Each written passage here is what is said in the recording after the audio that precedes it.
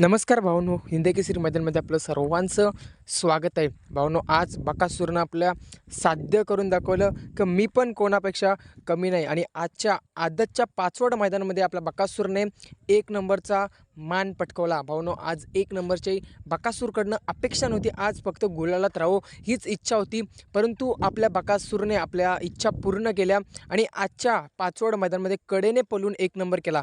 भावनो, आज पायरा देखील तसाच होता, तो म्हणजेच पुसेगाव आदत हिंदकेसरी मैदानाचा मानकरी चिक्या. भावनो, बकासूर आणि चिक्या हा जोड एकत्र पळताना दिसाला पाचवड आदत मैदानामध्ये आणि आजच्या मैदानामध्ये त्यांनी एक नंबर केला. भावनो, सेमीला चांगली गाडी पळाली, दोन गाड्यामध्ये टॉपची लढत बघायला मिळाली, परंतु बकासूरने शेवटच्या क्षणाला निकाल घेतला आणि भावनो, आपला बकासूरने आज फायनलला कडेने देखील साध्य करून दाखवलं.